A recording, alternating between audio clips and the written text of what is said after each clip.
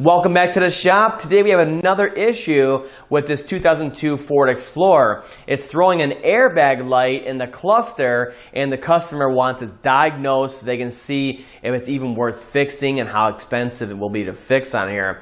So we're going to go ahead and I'm going to walk you through how easy it can be to diagnose airbag systems on the Ford vehicles, as long as you know what you're doing and you're safe about it.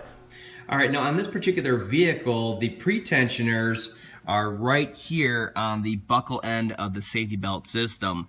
You can see the accordion style setup right there, and that's so it can cinch down whenever the cable inside of there yanks on it after the Pretensioner blows off.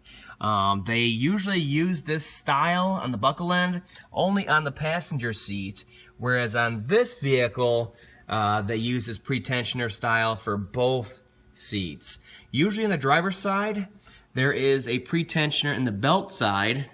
Down below in the retractor is where it blows off to cinch the belt.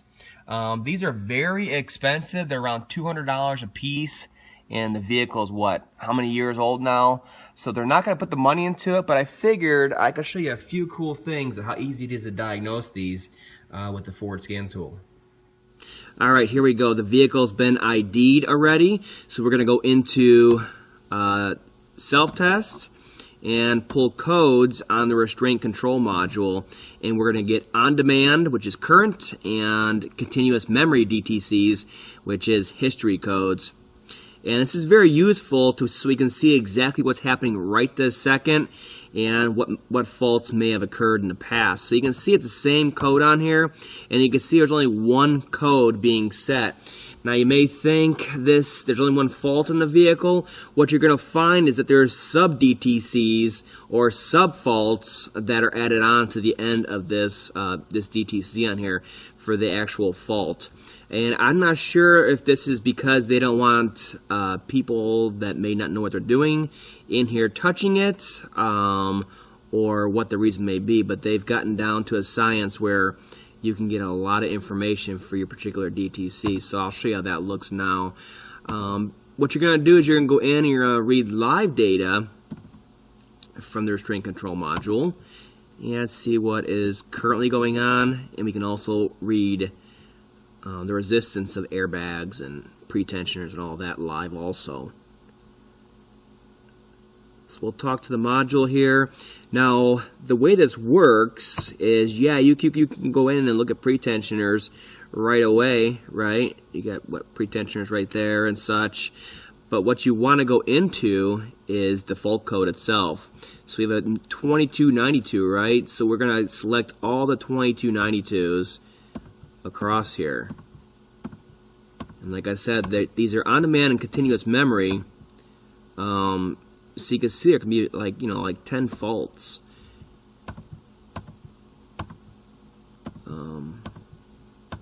10 possible reasons why the code's set. So I think we selected them all there. And we'll go into here, and I'll give you on demand, which is right there, and continuous memory for each one of the areas that it's monitoring. Now you can see 229225 is the Pretensioner circuit, short circuit to battery, front passenger, whereas 31 is the driver side resistance being too low. So it's pretty cool. Right here we're seeing, especially on demand, which one of these has a current fault. So you may see an old code that is continuous memory, and right now it's just fine for the ones that match here. Whereas ours, they're currently faulted, and they were faulted in the past. So we'll concentrate on the on-demand right here. So 2296 is the Pretensioner circuit open on the front passenger side, which basically means the resistance is not exactly what it wants it to be, and anything above, it thinks the circuit is open. So it'd be 4 ohms, and it freaks out and thinks the circuit's open if it's not 2.2, 2.4 ohms. And over here, here's another fault on 30, and that's Pretensioner circuit open driver side. So we know that's the areas of the 2292 that it's throwing, the sub areas. Now we can get rid of that. You already know all that. And we can go in and look at the pretensioners for both passenger and driver side in real time. Here we go. And this is the resistance that each one of these pretensioners is presenting to the module back at the front of the vehicle here. So you can see they're well above 2.4 ohms or so, and therefore it just thinks the circuit's open, and it will throw that code on there like that. Like I said, we're still reading, we're still connected, there's still a loop in that circuit for monitoring that pretensioner, but it's above the 2.4 ohms or so. So it just throws an open circuit, even though it's not an actual open. Now you can see these are live, they're switching, they're moving. So at this point, what's really easy to do with the key on is to go over to that pretensioner connector and wiggle it and wiggle the harness over there and see if this drops back down to 2.4 ohms or so. So we're going to go ahead and do that. I'll try to get access to these. They're kind of buried. And let's see if we can get them to respond. Now these are common to have an issue on them. See right there, it has touched it. That was the driver's side I'm touching. I'm going to do it again. And 2.5, 2.3, you see that? So I'm going to hold it. I'm holding it. There we go. Now if we ran an on-demand test right now, with me holding this, watch, we'll do it right here. And we'll run it. Dogs are going nuts. I'm holding it, I'm holding it. Well, actually, we're still going to have the code for the passenger side on there. What we can do is go back into 2292 codes. We're still holding. You see it there? See if I can hold this. What was it, 30, right? 30? There it is. That's driver side. You can see right there, front driver side.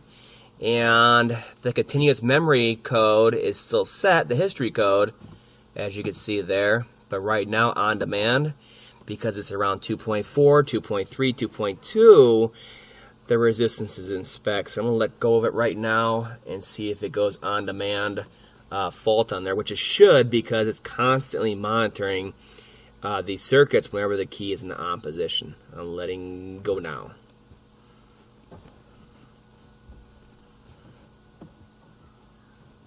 It's not throwing it. Let's go back to the data itself for the pretensioners. Driver, passenger.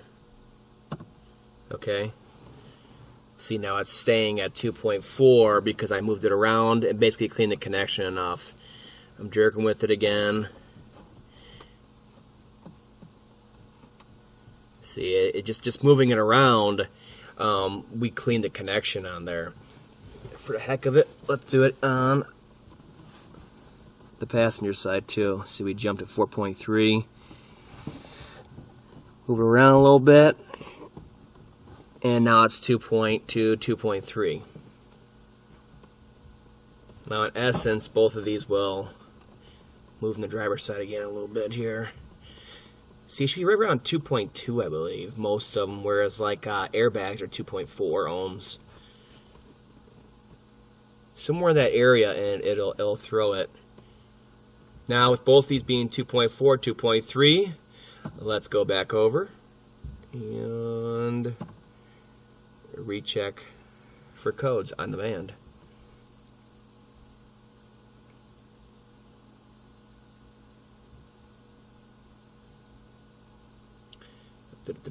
Pass. Right there. Problem solved. Okay, for now, the customer has declined any further repair on this vehicle, mainly because the age of the vehicle and the cost of the pretensioners at $200 a pop plus labor, and you got to pull the seats out on this one, so the labor's not going to be cheap.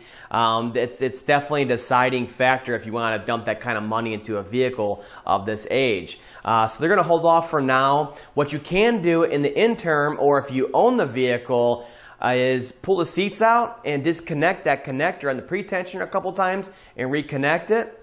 And then you can apply dielectric grease to the connector, and that'll protect it from future corrosion. What's happening, according to Ford, is electrical arcing on the pins on there that's causing this slight corrosion. Enough so that it'll go up to maybe 4 ohms for that loop on there, and the restraint control module, like I said, sees it as an open after like 3 point some odd ohms. It'll just think the whole circuit's open, and it'll disable the pretensioners. So once you clean them by reconnecting it a couple times, that's all it takes, and applying the dielectric grease, it'll work again for a short period of time, let's just say a few months to a year, but it's definitely not the proper repair on this vehicle. But it's something to know, and I'll link to the grease down below. It's made just for these low current, these sensitive circuits where the resistance is critical, and it's a thinner type dielectric grease. So hopefully this was interesting though, so you guys can see what we see when we're going in there to diagnose this kind of stuff. It's nice to be able to see what the module is reading for resistance live in real time, so you know if you wiggle a part of a harness or a connector and it comes back, you kind of zero in on the actual fault.